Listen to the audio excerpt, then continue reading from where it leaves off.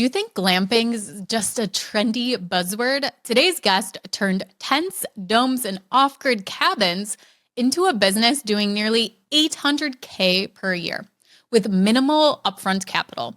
And he's going to help rookie investors see how raw land can unlock real estate wealth. Today, we're talking with Garrett Brown, a short-term rental investor who pivoted from condos in Houston to building one of the top-rated glamping destinations in the entire state of Texas. So if you want creative cash flow with lower costs, this episode is your blueprint.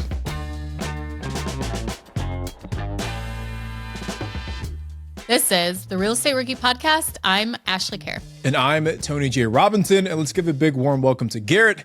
Garrett, thank you for jumping on with us today, man. Super excited to get into it. Thank y'all for having me on. I'm always love talking glamping and always love talking with y'all. So it's a perfect combination. Yeah, Garrett, usually you're a co-host, but I think this is the first time you've actually been a guest on the show. Yeah, it's been a while. Before I worked at BiggerPockets, probably a couple years ago, I was a long time ago, but it's been a while to be a guest on there. And I'm excited to tell my story and hopefully, incentivize some rookies out there to take action in the glamping space. Wait, were you on Rookie before? Probably a few years ago. That's actually how God, I feel so bad that I don't remember that. Y'all do so many and talk to so many different people. Do not take offense to that at all because I mean, obviously I would have cut this part out, but I used to have one of our old producers, Daniel, whenever we would go to meetups or be at conferences, I would always have him when he would introduce me to someone say, do you remember so-and-so on the podcast?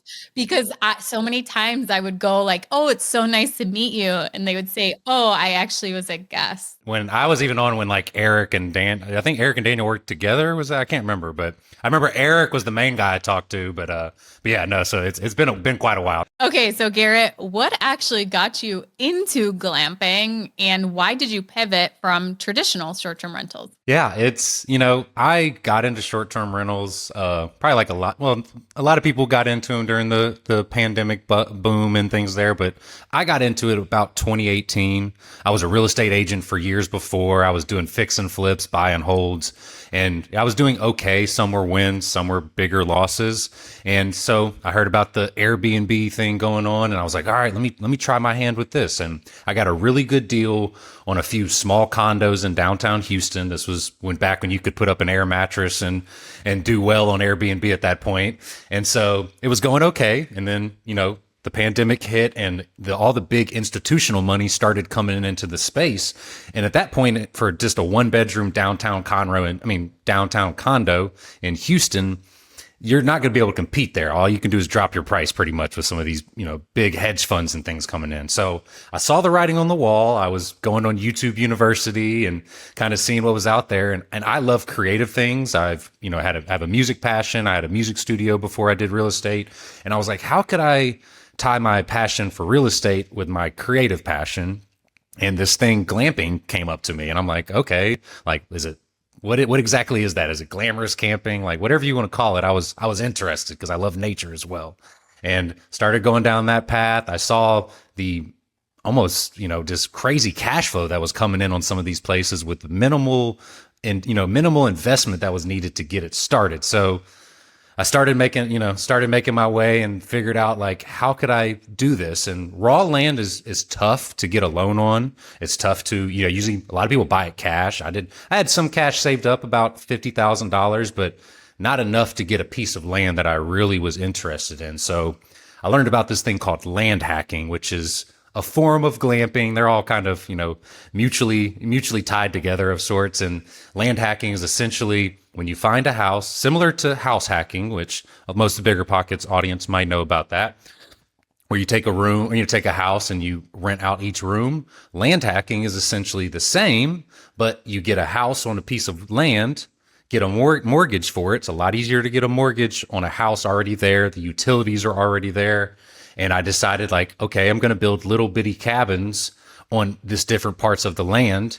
And that will help me pay my mortgage down, help me add equity value to the property. And it just kind of exploded from there to a myriad of different ways that I learned a lot of lessons and had a lot of wins just from that endeavor that I took on from there. Garrett, I have to imagine that if worst case scenario, you have a property that has a rental unit on it. I'm assuming you rented out that house. So like, even if the glamping didn't work out, you at least have some source of revenue on this property or the ability to sell a single family home. The cool thing about land hacking, like you can go the glamping route where you're putting, cabins and tents and prefab tiny homes or whatever you want to do on this land, but you always have that house on the property. And one thing I forgot to mention a little bit ago is I found a house that needed a little bit of work. Nothing crazy, but I didn't find a pristine house that was ready to go and I couldn't force some appreciation into it. So I found a house. We bought it for about $550,000. I'll break down some of the numbers to it. And it had 11 acres on it. And the worst I thought was, I can make it a long-term rental if I wanted to. It probably wouldn't cash flow as well at that price point. You probably need to find something a little less. But I knew I could renovate the bathroom some. We took out the carpet and put LVP flooring throughout it. All these were already adding to the equity value. But I knew I had the land and I could have turned it into RV pads. I could build a self-storage there. I could build more long-term rentals. You don't even have to go the short-term rental route if you don't want to. I've seen people build tiny home communities that are for long-term rentals only.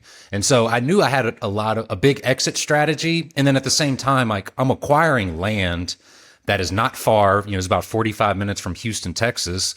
That is going to be in one of the, faster appreciating areas around, basically, because I knew people are gradually starting to expand their bubble to get outside of the downtown areas.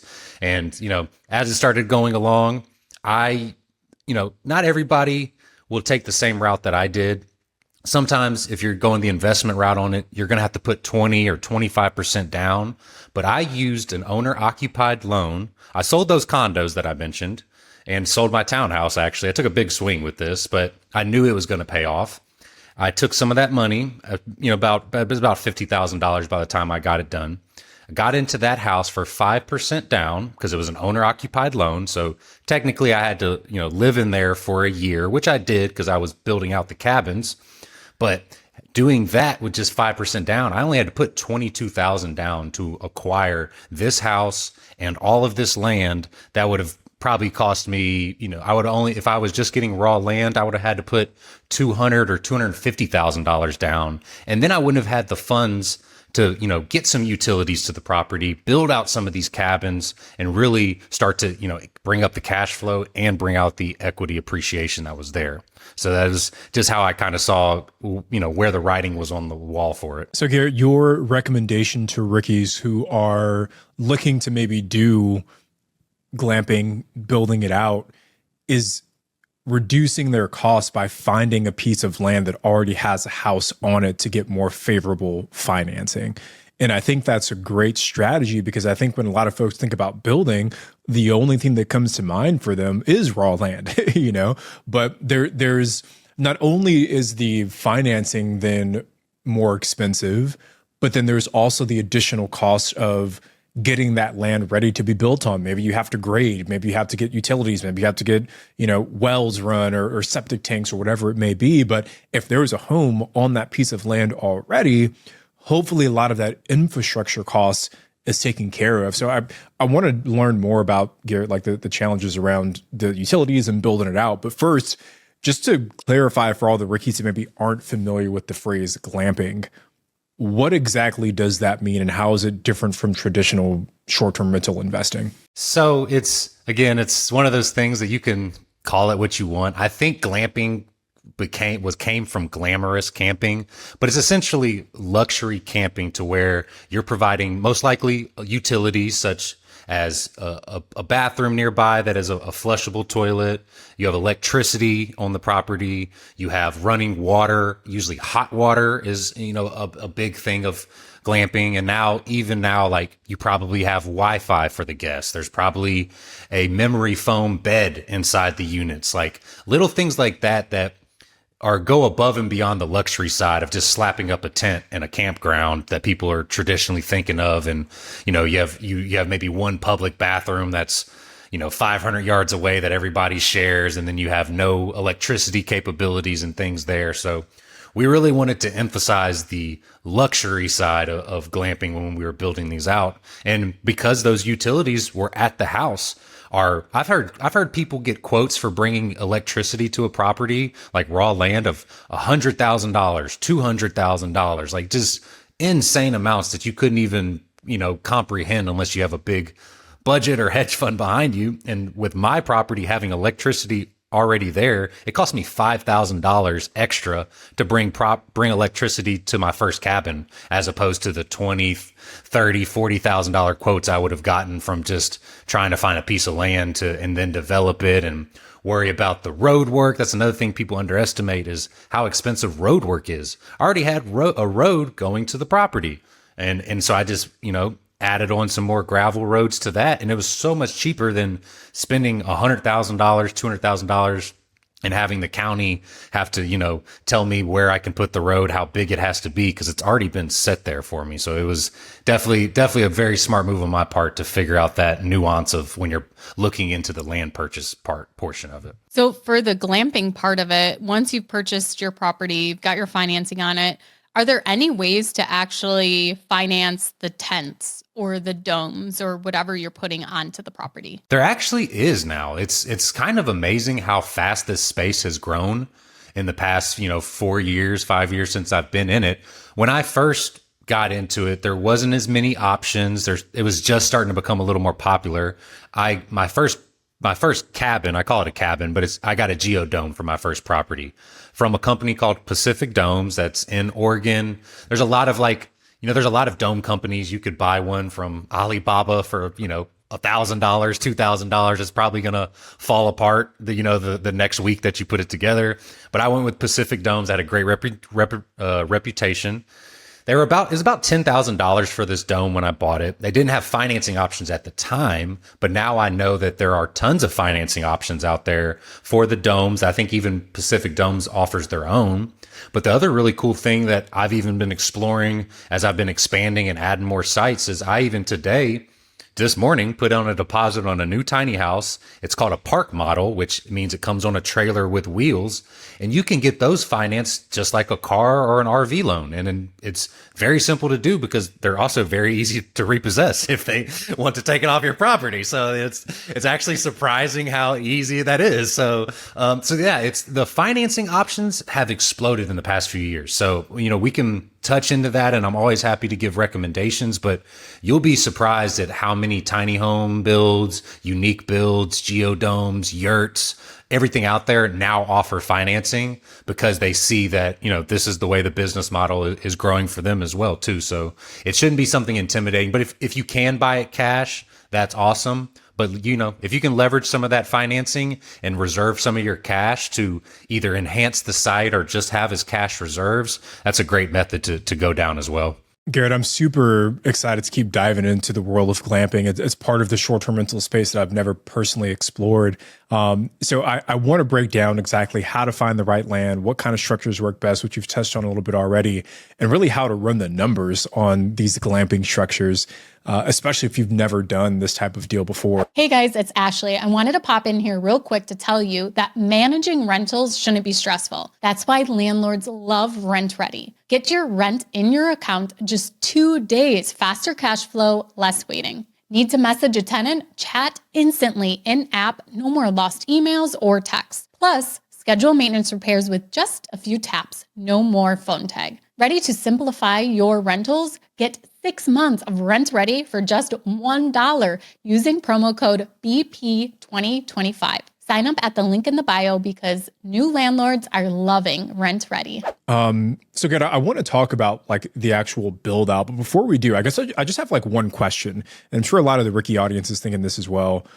Who the heck is paying money to come stay in a tent? What is your typical demographic of traveler? So, every one of the main things you have to decide when you're getting into this space is what your vision is long-term for the property and who your guest avatar or your target guest even is. Because there's some glamping sites that are catered to families and they built it out like that. And there's some glamping sites that are catered to couples or romantic getaways. And there are some that are more just maybe a little more traditional, leaning towards the camping side with a little bit of luxury that kind of, target more of a mass audience. And so I knew that I went and traveled. One of my biggest pieces of advice is go stay in some of these structures nearby. Go find glamping sites near you or, campgrounds and things, and go try out some of these unique structures. I went and stayed in a geodome in Arizona near the Grand Canyon when I was looking. I went and stayed in some tiny homes. I went and stayed in different places to see what they were doing that I liked, what they were doing that I didn't personally enjoy as a guest. And so I decided that I really wanted to tap into the higher end luxury market of the couple's romantic getaways. And the biggest part of it that I didn't mention before that is you just need to build an experience that caters to that guest you're trying to attract. So I went to some facilities and they would have 20 or 30 domes stacked up right beside each other. And, and there's a lot of those out there. I went to some that was, way more spaced out. You had one cabin on a couple acres and then another cabin that was, much further away. And both of those could be successful business models. Again, it goes back to your goals and envision. But I decided that I wanted less structures on my property, but I was going to command a higher rate because each one was going to have their own private amenities. And so I knew that I was going to be able to target. And in the glamping field, I will just go ahead and say that I had to be taught this because I didn't realize it at first. Women dominate this market for the booking side of it. It is, if you look at our social media feed, it's about 80 to 85% women that are on our feed. And the main reason, and I've talked to tons of people, glamping experts all over the world, and they all say the same thing, that guys, we plan a trip about a week ahead in advance. Women are planning the trip a year or two in advance. And so that's how you get those long lead times, long bookings. And so we started to cater to our audience, which we knew was going to be somebody that loved nature, somebody that liked to explore, and that was also near a major city. That's one thing that I try to talk about a lot, and I mention it in the guide that I wrote for BiggerPockets coming out soon called The Glamping Investor, that it's called the 60-30-10 rule that I have. And so I knew that I needed to be around 60 minutes from a major city. And when I say major city, 500,000 plus people, the more cities nearby, the better. 30 minutes from some type of national, regional, or state attraction. So that way, that at least people from that city are going to come out to that area routinely and have something to do. You don't, we obviously want to build the experience for them on site that they never want to leave, but all the other places around you will draw in even more people and make sure you have a pretty decent flow of guests coming through. And then the 10 of it is just 10 minutes from some type of civilization, Dollar General, a gas station. There's land out there that people will see, and it's, 3 or 4 hours from everywhere. And people are like, oh, it's so cheap. I can buy that and it's going to be great. And it's like, yeah, it's a reason that you can buy 20 acres for $10,000 in this town because nobody is ever going to travel there. So we just looked in the analytics of it. The place I found ended up being 45 minutes from Houston, Texas, and it's 2 hours from Dallas and Austin and all the other bigger sites. It's near the second largest lake in Texas, and it's also near a national forest.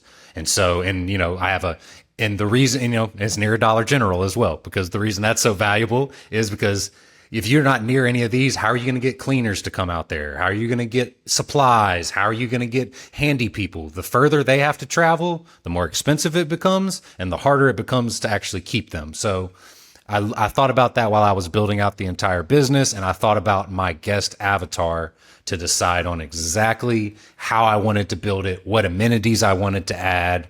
And that helped us to get an idea of the nightly rate that we could attract. So then once we kind of set that foundation, like we have crushed it and definitely we make as much per night as a 5-star hotel basically does because we built out that experience. And we also didn't put each structure on top of each other. But again, they're both good business structures, just wasn't for me personally. Garrett, you literally described the reason my A-frame is successful because it meets that 60-30-10, like literally almost to the minute. It does. It meets that because we did not think it was going to be successful. Well, as successful as it is. We obviously thought it was going to be an investment, but it has done better than we expected. And it is a perfect example of that rule that you have come up with because proves it. It proves that that actually works if you follow that rule. And the Dollar General thing, I laugh at because that is the closest store to that thing to there. There's no Walmart or Target or anything in the town, but there is a Dollar General, and like part of Dollar General's model is that they find towns where you don't have a Walmart and a Target, and they go in and drop their buildings into there, and you can still get your essentials. And like in our A-frame, it's very limited cooking. Like we don't have an oven. We have a stovetop that you can cook on, but I'm assuming that there's other glamping tents or different glamping things that don't have huge kitchens for people to cook on. So like being 10 minutes within civilization so you can go out to eat, things like that is also important. It's good for the guests too. Like we find that tons of people on our social media all the time are like, is like, oh, I'm scared to go out there. It's in the middle of nowhere and things like that. And then when we kind of relay like, what exactly is around it and all these things, they start to get a little more at ease. Nobody wants to just be in the middle of nowhere with nothing around. And then you're out of paper towels and then they got to drive 45 minutes to go, to figure out the paper towels. And so that sounds like a nightmare to me. It's something I didn't personally want to find out how that would happen if it did happen to me. So, you know what? That just made me think I should find out if like Instacart will deliver to that property, because that would be a really good thing to add into the listing, is like, this does have Instacart so that you could order stuff. My second glamp site that we just opened up near Austin is a little bit bigger of a town, a little closer to Austin. And it's in my first glamp site, we can get Uber Eats and things like that out there. It's much harder, takes a lot longer. But the new site in near Austin, it is the biggest revelation ever that if I need something, I can just Instacart it or Uber Eats it to the guest. A guest had ants inside, and we have pest control and all that. And sometimes these things happen in nature. And I Uber Eatsed him some ant spray, and we turned a bad situation into a 5-star stay with just that. So that was amazing. Don't have that luxury everywhere, but if you do, that is definitely a top tier amenity to be able to have for your own self. I can completely relate, like on a personal level, because I have never lived in a house that can get DoorDash or Uber Eats, like never in my whole life, until I bought my lake house. And at the lake house, I am spoiled to death. And like it started to get out of control that for the first time in my life, I could DoorDash stuff, and I really had to like cut back, but it was funny. Yeah. That's hilarious. I can order something on Amazon at like 8 a.m. and it'll be at my house by like 2 p.m. It's like insane, the infrastructure that we have out here. And we'll be recording a podcast and Tony will be like, okay, we got 5 minutes. I'm going to run to Starbucks. I'm like, okay, if you give me 45 minutes, I can do this. Yeah, I'll run to the gas station around the corner and get my coffee over here. So yeah, I'm spoiled down here in SoCal, but Garrett, I want to talk a little bit about evaluating the deal, because we get the rule, right, 60-30-10, which is super important just from like a practical standpoint for the guest. But how do you, as the investor, evaluate the potential of a glamp site? I think when we think about traditional long-term rentals, it's a much more straightforward process to predict what the income will be, because you just look for other properties of the similar size and like functionality of yours and see what they're renting for. But if I want to go outside of Austin and build a glamp site filled with yurts and domes, like I may not have as many other yurts and domes to compare to. So what is the process for effectively analyzing glamp sites? So when I first analyzed my first site, that was something I kind of ran into, because, I'm near Houston, Texas is where I built it, but there wasn't many unique structures in the area. When I started looking around, I think I saw one yurt that happened to be maybe 20 minutes away from where I was, which, we'll get into the permitting issues, which I didn't run into much because I planned ahead, but I was starting to see like, okay, there's not many unique builds, and that could be a sign of maybe it's not the right area to go into. But I took a chance with that. I knew it was so close and I could follow the 60-30-10 rule. Nowadays, though, I'd say there's a lot more commonplace for different glamping structures. And my friend Ben Wolf, who created Stay on Narrow, which is one of the coolest destination. He's not really glamping. He's even more high end than I would say, like tree houses and things. But one of his phrases that he uses a lot every time we talk is he looks for signal and not saturation. And so how he even found one of his, popular sites that he knew was going to be, profitable for him was he was looking in the area. You can use something like, Price Labs has market dashboards that you can go into and see what's performing in the area and see what comps you have. But you could even just go onto Airbnb, simple as that, or even, go to Google and type glamping or campgrounds, tiny homes, things like that in this area. And as you're looking at them, use something like the market dashboards from Price Labs and see what these structures are kind of making. See what their reviews are saying. See, do they have high end amenities? Do they have great photos and all these things like that? If you're looking in an area and you see a few tiny homes or, smaller cottages or cabins that are performing pretty well based on the market research from Price Labs and your own just diving into Airbnb, that's probably a pretty good sign that there at least is the desire for people to rent this type of accommodation. Then if I, go into it and break it down even further, it's, even to this day, sometimes it's going to be hard to know exactly what you would make on a structure if there's not other similar ones there. If you have a couple glamping sites that are already established, you can get a pretty good feel for where you're going to fall in line with revenue wise. But with my first Geodome, I was going to be the only unique stay in the area. All the, everybody's average daily rate was around 150 or 200 for just smaller cottages. And I decided that I was going to add the amenities to beat them out.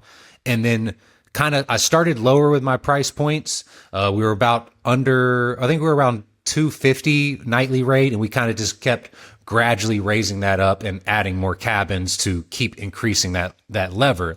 The main thing that really helped me decide though was I was using spreadsheets and typing in different numbers and researching other people's had calculators. I'm pretty sure I even used Tony's calculator at some point, to like decide on different, like what are these short-term rentals making? How is this going to compare?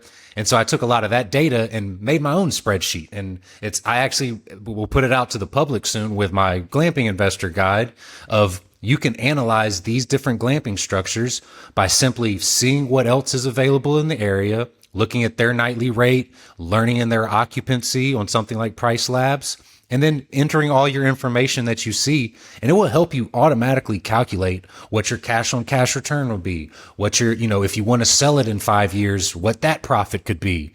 And, if you don't have a ton of data out there, there's no real way to know, like not a ton of data. If you don't have a ton of structures like yours in an area you're going to, it will be a little harder to estimate what you'll make.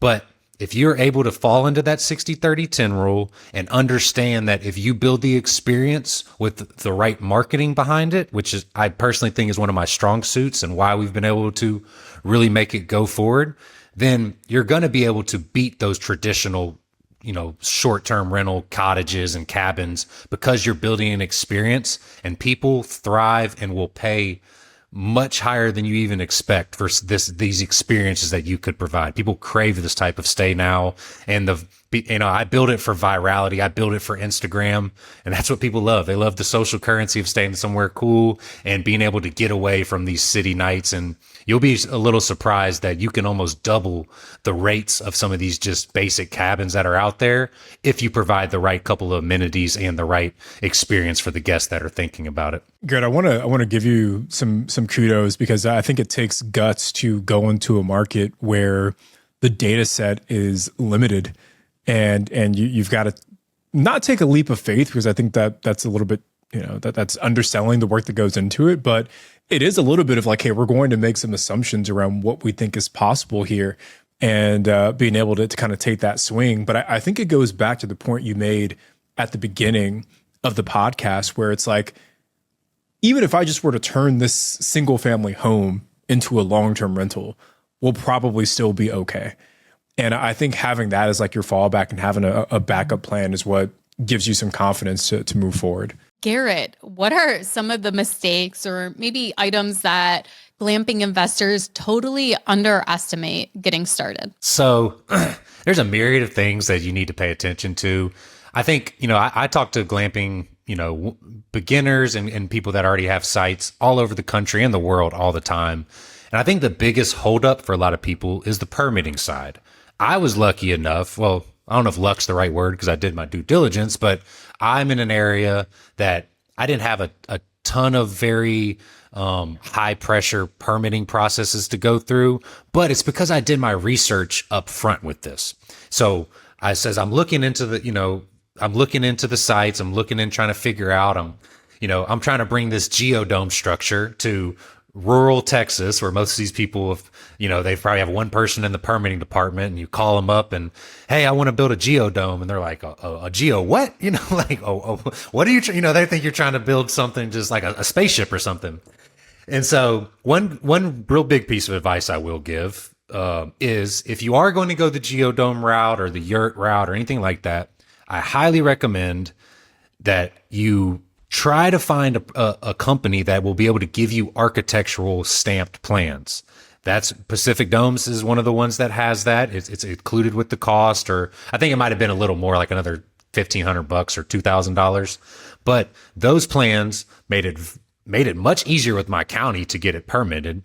And as I was looking into different counties, there's like 3 or 4 counties that were in the general area of that lake I was looking in.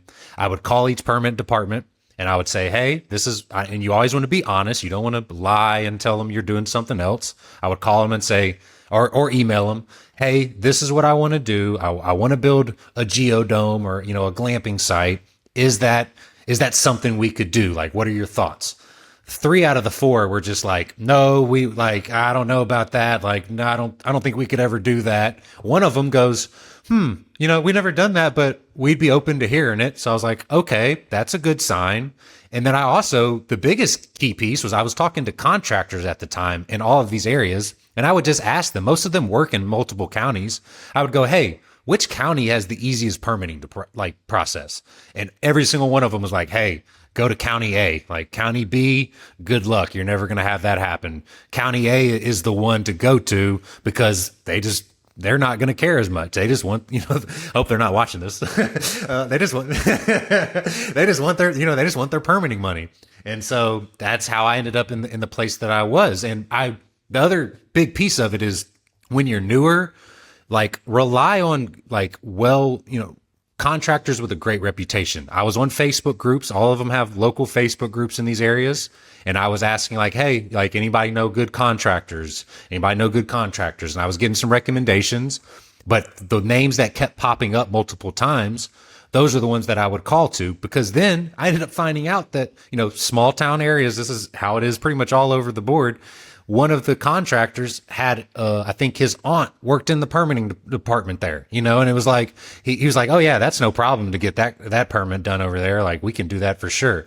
And it's kind of what you find out in these small towns is that usually you just need to pick up the phone and call around and tell people what you're thinking about doing. The better contractors you use, the better electrical, electricians and all that, they most likely have reputations with the county to where if they find out you're working with this contractor, they're not going to care as much. They're going to be like, okay, he's obviously working with somebody we know that builds all the time out here. So they were very relaxed, for a lack of better words, with my structures. But the other thing is, septic is going to be huge too. Don't underestimate your septic. That is by far the biggest pushback you'll get in your permitting the process is how you're doing your septic design. And so finding a reputable septic company up front and working with them, they should have something that's called a septic designer or a septic system drawer, artist. I don't know, whatever they want to coin it sometimes. This person is going to be vital in you getting your permitting for your systems there. If you want to do the off-grid toilets and things, that's a whole nother, I don't recommend it for, good luck to your cleaners for dealing with that. And you're not going to get those prices that you're thinking. You're going to definitely have to dramatically cut your estimated revenue if you're using that type of system. But Go with a septic designer that knows the area, and think about your vision too up front. One mistake I made was I knew I wanted 6 or 7 cabins in the end. Well, I don't know if it's a mistake. I want to correct myself because sometimes, fun, just the sheer amount of money you have could, stop this. But I wish I would have designed one massive septic system to feed every single cabin, because it would have been much cheaper in the long run. But I did a septic system for just my first 2 cabins, which saved me money. Instead of doing one septic system per, that's way more expensive. I don't recommend that. But me doing the 2 cabins, I paid about $10,000 for my septic system. If I would have been able to have the money up front, which I didn't at the time, full transparency, if I could have gotten all 7 cabins and one big septic system for about 25 to 30,000, I would have saved a lot of headache and money going forward with my county, because that was the one thing they were a little worried about. They were like, hey, we don't want you to have a ton of small septic systems all around your property and things like that. So And more to maintain, more to pump. Yeah. more maintenance contracts I have to have. But again, I didn't have the funds to do build all this and spend 30,000 on a commercial septic system. But that is the one thing that I would get ahead of, is your septic design, because almost every single county, that's going to be one of their biggest worries. Well, actually less than the structure. It's actually the septic involved. Garrett, what about the water source? There was a time where I had a dream of owning a campground, and I learned a lot about water. Daryl even went and got his water certification in case we did buy a campground. And so now he's certified to test water, I guess. I don't know. But like, one of the properties we looked at was like, it had a well house and it had to be tested because there were so many units on the property, as far as like campground hookups and things like that on it. So what about that for glamping, the water source? I mean, what is the best option to use there? Very similar to with that. So with our water well, and I want to throw this out there too. Like, people are hearing these big numbers for electricity and septic, but I will say, like, those add a ton of value to your land. And you'll, if you want to exit later on and sell everything, that kind of infrastructure is how you're going to make a lot of your money back. So if you're going to spend money on utilities, like, don't be upset about it, because that is actually putting in real value to the land that you're building. So with the water well system, one great thing about having a house on the property, and again, every county is going to be different, so work with somebody in your area that you know and talk to your county. I was able to tap in for my first cabin into the water well system that I had for the house, because it was only a 1-bedroom. After that, though, when we wanted to, we knew we were planning on expanding and adding more, I had to add another water well system to the back of the land that could feed more cabins. And so now I'm able to, even with the new cabins that we're working on right now, I'm able to tap into the water well system there for each. And, I've certified it with the company that did the water well. Don't get Joe Schmo hanging out at the Dollar General to come and try to put in a water well for you with one of the hand cranks or something. Like, use a reputable company, because it's a big deal too. Like, you're going to need your water well tested and maintained. And so you want a reputable company that has been there for a while. Get a few different quotes from different companies. And then that water well source, though, is going to be able to supply quite a few cabins. It's kind of amazing how, and every area of the country is different too. Like, again, I'm in East Texas of sorts. So maybe a little different for me than somebody in, Montana or something. But making sure that you have a well-built water well system that can supply. And again, this is why you need to know what your vision is going forward. You just want to make sure that you're going to be able to have the capacity for all the other units. I spent about $12,000 on my water well and about $1,000 to build a well house around it. But that water well system added a ton of value to my land, because now I have water on both sides of my 11 acres. And I also have been able to feed almost every single other cabin that I have with this water well system. But it was all by design and knowing what my vision was for the future. So it's something I wouldn't take lightly in your planning. And like, talking about a well and a septic, like, you don't have to pay fees on it like you do public utilities. So like, that is one benefit. You have a huge upfront cost, but over time, like, I have a friend who's buying a house right now, and the septic is 37 years old. So like she hasn't gotten the test results back yet, but I'm pretty sure there's a chance that's going to have to be replaced. But the fact that like some of these systems can last a really, really long time. Like obviously it was still working. The house didn't back up with, A lot of those are built like they do a different type of septic system now. It's called an aerobic system. It's a little newer and works a little better. But even though some of those older septic systems, if they were built well and they were permitted, they probably were made of concrete or something like that. And they hold up for quite a while. But that's why you get any place you're buying and it has a septic, you need a septic inspection. Yeah. And like in New York, the county requires that like you can't transfer title without doing it. Yeah. And the banks require for you to get, especially if you're getting a mortgage, the bank will require you to do it. My water bill and sewer bill each month is $0 now. Like besides the maintenance and things like that, but even a long-term rental I bought not long ago near Houston, Texas, the water and sewer bill is almost $150 a month now, and like has been fluctuating. And it's just small things like that just gradually eat up into your profit. And so it's great having a $0 water bill each month. Feel free, take those long showers. Oh, they do. Trust me, the guests do. I see our electricity bill. That's one thing that. Next, you have to get solar panels. Yeah. That might be the next step because electricity and Wi-Fi, you're not getting away from paying those for sure. Garrett, how many units then are on that property now? We have 5 units currently, and we are in the process. We just got our permit for our next 2.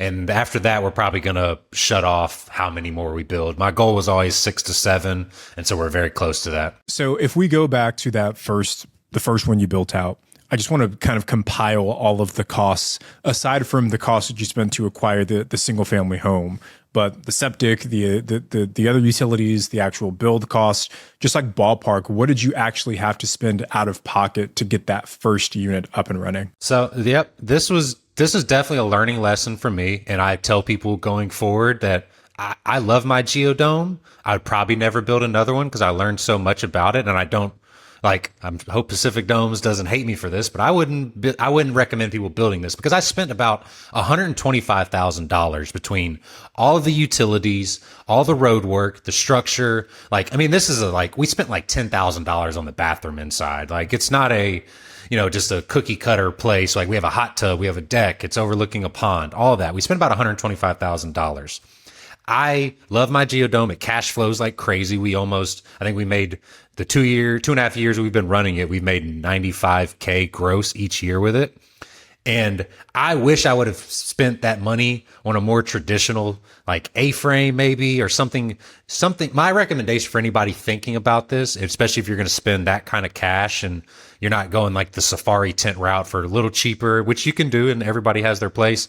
I would try to build something a little more stick built, but a little, very unique, the best you can, work with an architect or something, but then really spend the money on the outside that you're building as well. That's, some of my people, like I have a friend in London who has a very popular site called Secret Garden Glamping, and he spends about $40,000 or $50,000 per unit, but they spend about that same amount on the outside, and they are booked out for 2 years in advance because they make the outside so cool. And he said the same thing, like people love the inside. You need a place with AC, you need a place with running hot water, nice bathrooms, but most people that come out there are actually trying to hang out outside, like they're only sleeping or maybe cooking some meals here and there inside. So any advice I would have for people going forward, you're going to have to spend the money on the utilities. And with our second cabin, it was a lot cheaper because I had the septic in place already. I had the water well in place already. I had road work done. It became much easier. But that first cabin is usually the one with the biggest lift. So I would look into something maybe with a little more equity value, but I do love my geodome and it has performed well and it's held up very well too. So it's just something to think about for people that might be considering these type of stays. Well, Garrett, thank you so much for joining us today and congratulations on your new book. Where can people find The Glamping Investor? Yep. So it is coming out July 15th. You can, depending on when you're listening to this, it may already be out or it may be pre-order available. You can go to biggerpockets.com/glamp guide and you'll be able to order it there. It's every bit of knowledge that I've gained in these past 5 or 6 years put into one amazing resource, and for the the cost of a Netflix subscription basically. And you don't need to spend $6,000 at a mastermind to learn what I've learned over this. I put every single thing into this book, and I'm sure it's going to be a valuable resource for anybody that is curious about this type of investing. Well, Garrett, I can't wait to read it. I recently did a YouTube video on Bigger Stays YouTube with Garrett, and I had to stop during the middle of it because I felt like I was at a conference. I just paid $1,000 and someone just said that one thing that was like, yes, that made that worth it. So definitely check out the book, The Glamping Investor. Thank you so much for joining us today. This is the Real Estate Rookie Podcast. I'm Ashley. He's Tony, and we'll see you guys on the next episode.